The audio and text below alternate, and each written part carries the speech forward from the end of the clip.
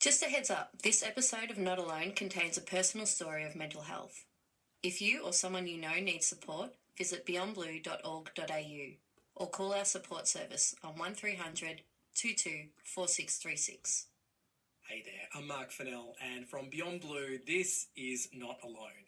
Remarkable stories from everyday Australians talking about their mental health journey to help you with yours. And this episode is all about dealing with work stress.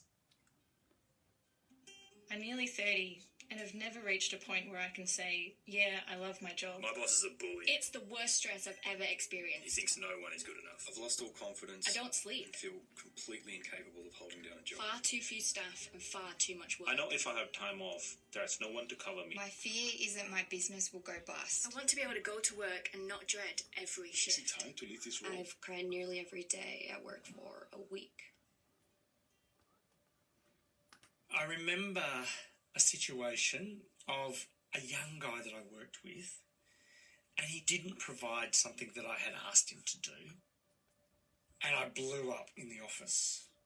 In that situation and many others over the years, I never understood why I was getting angry. It would just come up. For many of us, spending most of your waking life at work is, well, it's just what being an adult is all about. And often stress accompanies every single one of those work hours. But contrary to the name, work stress, it has this way of bleeding into all other parts of our world, our home life, our relationship. And of course, it can be fueled by our behaviours, our personalities, and just those really ingrained parts of who we are. For 55-year-old Tim, doing a good job has always been just at the very heart of who he is. It's a fact he learnt as a boy, growing up on a farm near the South Australian coast. I was a smart kid that did well at school. Teachers liked me. I did the right thing. I studied, I learnt, I got good grades. My parents wanted me to learn piano, so I learnt piano. I was quite good at sport, and I always wanted to be doing the best I possibly could to make my father proud of me. In particular, I suppose, getting his approval, and also my mother, and then the wider family, because my dad came from a large family. So I didn't want to be the son or the cousin that let the family name down. And predominantly part of what was driving that was that I was gay. During his high school years, Tim's family packed up the farm and moved to Brisbane. It was now the early 80s, and in the big smoke, teenage Tim was able to interact with other members of the gay community and not feel quite so isolated. And so at the age of 19, Tim made the decision to come out to his family. It's a sensitive question to ask, so feel free if you don't want to answer it, but how did that go? So well, I gather, from that not at all pained laugh. Well, it's actually really, when I look back now, it's a fascinating story. When I often tell other people, they're like, what? It went not very well for all of us, but in different ways. So the very first thing they did was call the minister. That was tough, because the whole family was sitting in the room, and then the minister arrived. And I'm like, seriously, what on earth is going to happen now? So what did the minister do? He talked quite a bit. They'll do that, don't they? Yeah, they do that. He tried to calm my parents down. My dad was quite angry. My mother was trying to be supportive. And I think back now, it was like watching a movie. And everybody's sitting in the lounge room and the telly's in the corner. And there's the minister coming in, and I'm like, oh, this is not going to go very well. There was nothing that he could tell my parents that could change anything. It just was there sitting in the middle of the room. When I found out about it and came out to my parents, guilt was unbelievable. And it was incredibly tough to deal with, because all of a sudden I was like, I'm letting the family down. I'm the only son. I went into this overload of guilt and punishment to myself, let alone what anyone else was thinking. I was doing a really damn good job myself of getting stuck into me. And so therefore, when I started work, I wanted to mask that so that I could be a really good and successful person. And I carried that for many, many years. But then, into Tim's life, enters Joe. So we were introduced. He had curly hair then. Doesn't have any now. He was wearing jeans. I think it was a t-shirt and a leather jacket. Nice. And we said hello and we talked a little bit. It was incredibly wonderful. Then I called him up and we went on a date. I went around and picked him up and we went to the movies. Love it. And we saw Batteries Not Included by Steven Spielberg. Classic. Yes, classic. And then after that we went on a couple other dates and then we started dating. And it completely changed the rest of my life. And while the relationship progressed, Tim chose to keep his sexuality, and really by extension Joe, secret from his corporate life. Now Joe, on the other hand, he worked in hospitality and never felt the need to put a veil over his real self in the same way that Tim did. What did Joe think about this? Watching you engage in this day after day after day. I think there's two things about what did Joe think. Part of it is Joe didn't know the extent of which the games I would play at work. Really? Because it was such a game that I would play that I would just go into that role when I went to work. Were you ever envious of the freedom he had in his job that you didn't allow yourself? Absolutely. I put barriers and roadblocks and all sorts of stuff around me and in front of me. Nobody else did that. I looked over trying to think, he works in hospitality, that's so much easier, isn't it? Yeah. But it wasn't. He was just a freer person. He was just more accepting of his situation, his lot, and he just got on with it. Because at the end of the day, the people that I worked with, by the time a number of them found out, it wasn't really a surprise. The only person that was surprised at the end of the day was me. But they weren't surprised. Like, really?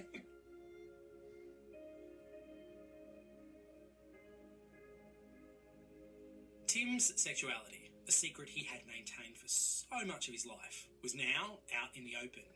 And though, in a sense, a weight had been lifted from his shoulders, the unhealthy pressure he put on himself to succeed, that was still very much deeply ingrained, like this static, faintly playing in the background of a movie. Then, in 2007, Tim left his job in the corporate world to establish a small bookkeeping business with a friend. The idea was that Tim would be the salesman and the marketer, while his business partner brought the technical knowledge. And Tim says the philosophy for the business, true to form, was simply just be really good at it.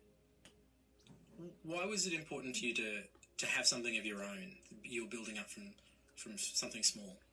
Okay. I was in corporate and I was kind of restless and feeling unfulfilled, not feeling like I was going anywhere or things didn't seem to be coming together for me. So I thought, I can't start my own business. Now, I'd always wanted to do that. I always wanted to be in charge. And I thought this would be a great thing to do. Did it also present a whole new, different set of stresses and challenges? Because I imagine it might have. Running a small business is not for the faint-hearted. It is incredibly challenging.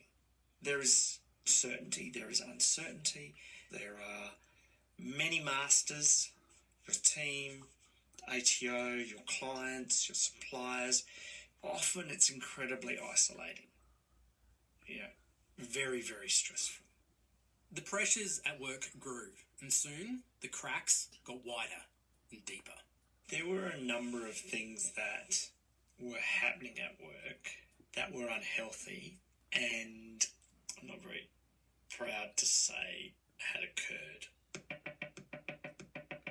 There was one client in particular that I had worked with in corporate who was also now a client of mine. And I remember a situation where they rang and they weren't happy with something one of my staff had done. So I got the information. Then instead of logically going and talking to my staff member, I would accuse them of doing the wrong thing. So I went straight from, this person told me this, so therefore it must be true. So now I'm going to come over and I'm going to accuse you you've done the wrong thing. And do you know how important this customer is to us? and you've done something wrong, and do you know how bad that is for the business? You seem so ashamed. Because that's not who I am. Everything that went wrong I took personally and often then unloaded onto somebody else. Over the years, I had some great people working for me and they would move on. Do you think they moved on because of you? Sometimes they did.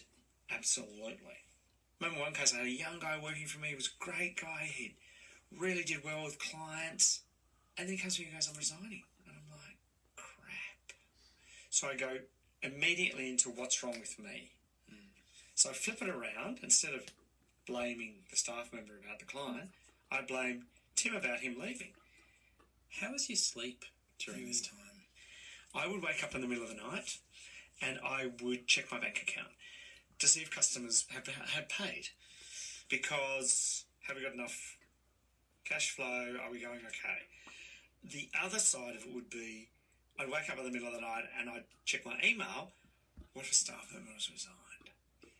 What if somebody else leaves me? How am I going to deal with that? Incredibly illogical, but part of the pattern that I was in around taking everything personally. There's something wrong with me. What am I not doing right?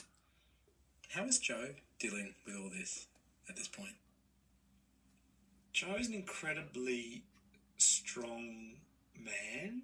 He's very calm and he has a real resilience. And he had to because we're still together. So he had an incredible resilience. I would bring home the problems of work and I would literally dump them on the kitchen bench and I would go over and over and over them. It would go on and on and on. I'm like, he just didn't pack up around the door. Why do you think he didn't? Because he loves me.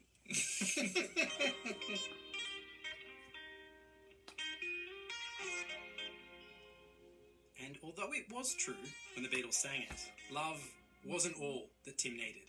The problem was he didn't really have much of an idea of what changes or additions he could make to his work life to get that balance right.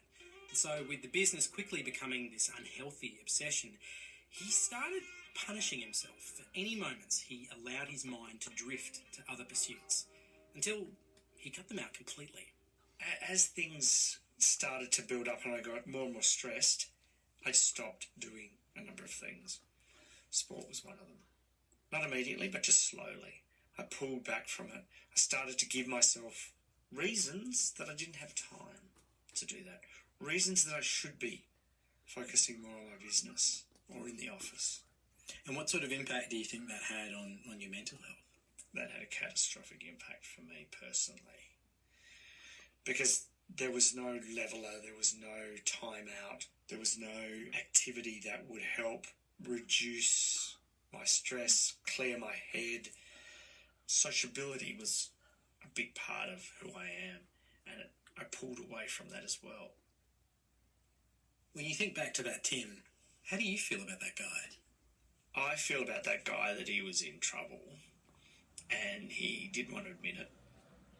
Didn't want to be that person that was struggling with something that he wasn't really sure of, but it sounded like mental health. He didn't want to be that person because he was, strong Tim and successful Tim, and that's what he wanted to be, but he didn't want to be that Tim over there. It's not the brand, is it? No, it's not the brand.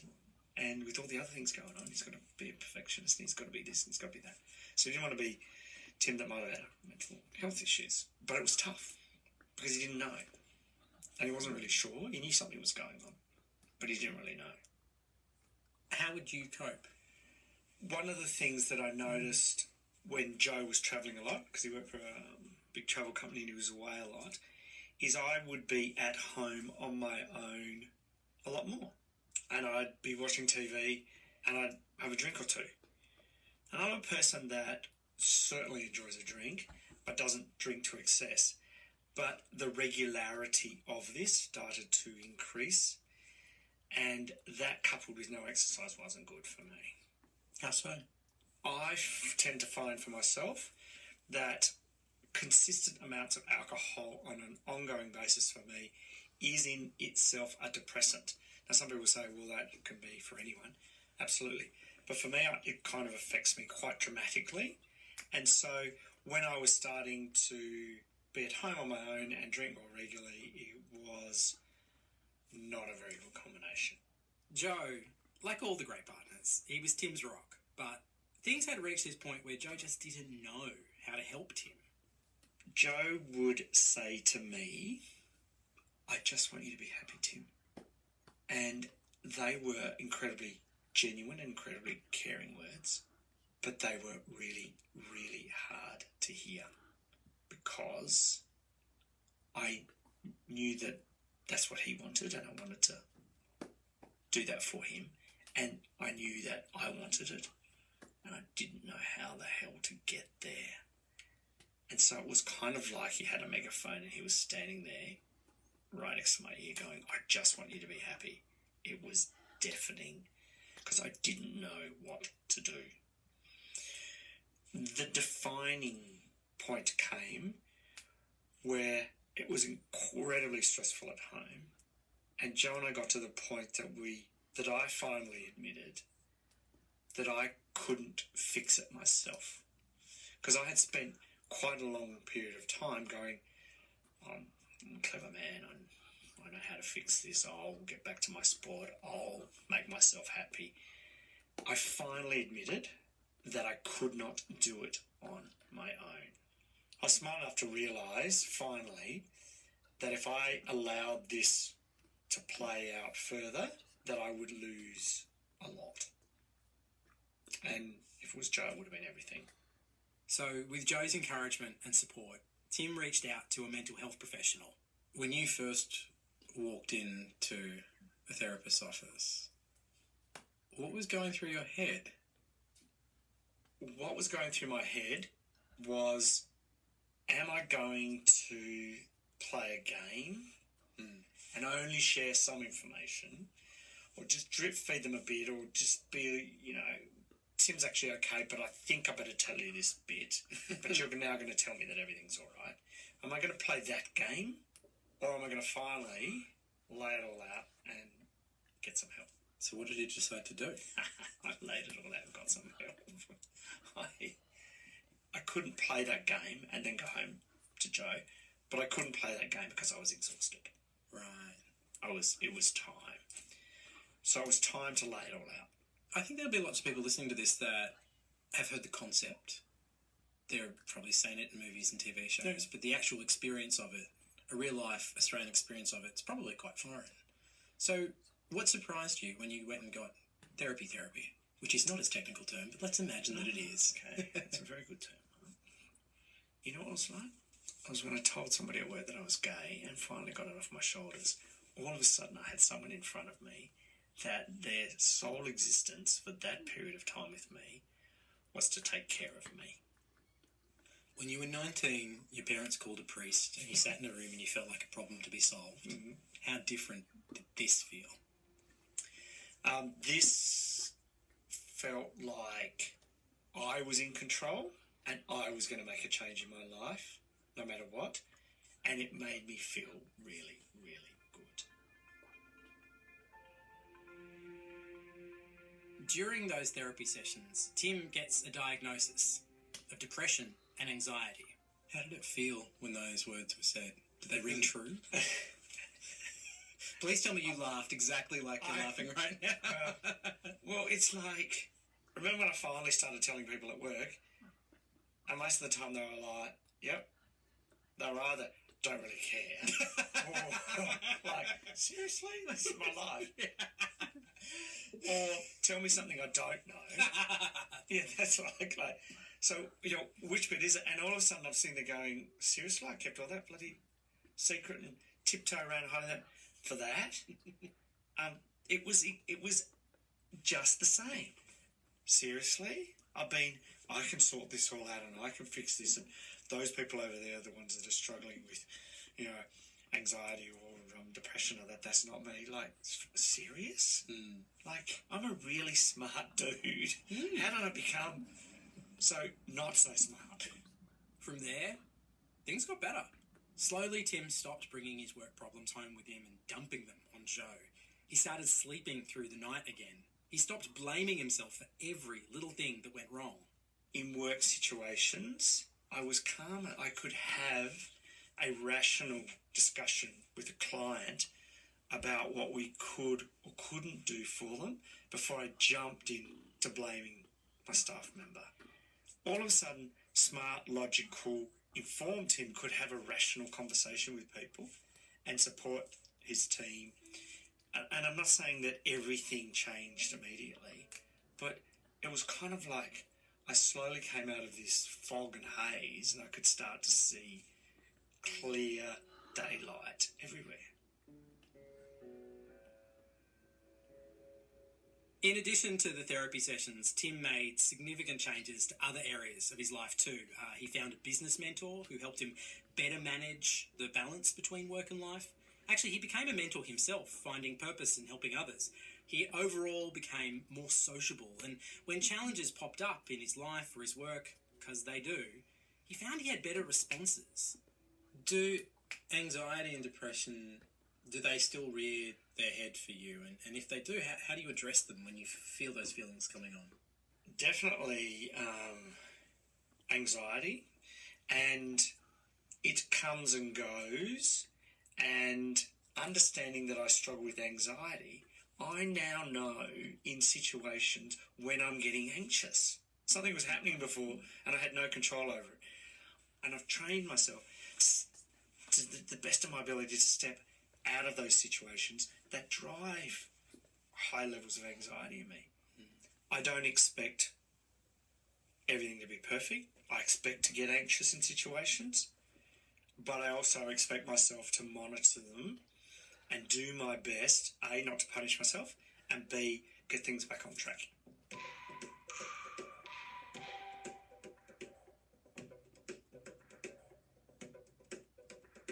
Work stress is one of those things that can manifest in a lot of different ways, not just the way it manifested for Tim. So are there things you can take from Tim's story that can help you? Well, that is why we have Beyond Blue's lead clinical advisor, Dr. Grant Blaschke. Dr. Grant, nice to see you again. Great to see you. One of the things that really strikes me is that Tim's mental health deterioration was really gradual. It's not like he woke up one day with a cold and, it was there, ready and present. Is that common to have it be so gradual?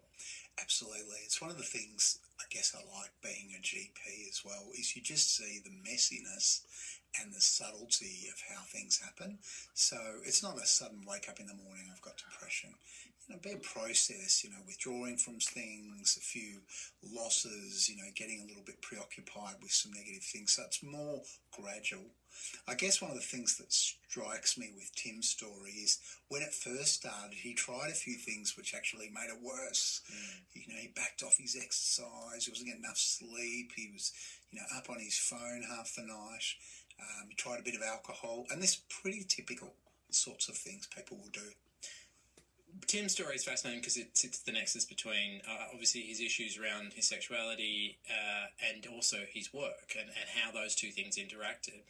Are there more general tips and strategies you can give people about how to deal with work-life balance if you're getting that balance not quite right? Yeah, so the whole issue of work and mental health is a really close connection. Many people spending many of their waking hours in their workplace. I think a couple of tips for trying to keep that balance is keep the boundaries between work and home. And in Tim's case, he was looking at emails and bank statements in the middle of the night on his phone. The electronic access to people is sort of a blessing and a curse. So create some boundaries around that. He also talked about how with his partner, how he was sort of using his relationship in a way to debrief about every minutiae problem he had at work, and that became a little bit of a problem for the relationship that he identified. So I guess if someone's got a very stressful work environment, yes, you get some help from your partner, but maybe it's time to get a business mentor or to speak to a psychologist if you're really sort of running into trouble with it. And lastly, of all the things that Tim and I talked about, what for you was probably the most surprising thing, the thing that stayed with you? Oh, the thing that I loved about your interview with Tim was when he realised not only were people not judgmental about him being gay, but when he told them he had a mental health issue, they went, "Oh, I'm sorry to hear that. How can we help? Let's move on." You know, and I think, you know, that huge gap between how worried he was about all this stuff and that in the end people were very supportive. For that one moment in a year like this, faith in humanity has been restored. Absolutely, loved it. Dr. Grant, it's lovely to see you again. Thanks so much. Thank you. So on the 20th of October in 2018, over 30 years after Joe and I first met, we got married. Some might say I was dragging Joe up there because it looked like I was a young kid running to the playground. And we walked up in front of everybody, and then we stood there, and I could not have been happier. And that was where I got to after struggling for a number of years in a place where I didn't think it would come back.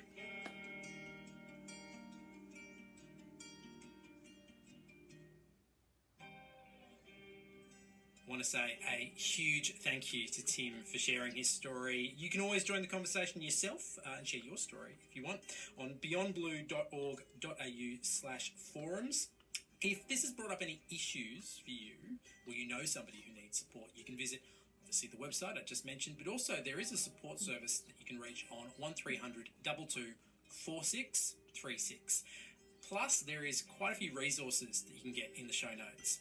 Not Alone is a Beyond Blue podcast. It is hosted by me, Mark Fennell. It is produced by Sam Loy and executive produced by Darcy Sutton, Sarah Alexander and Tom Ross.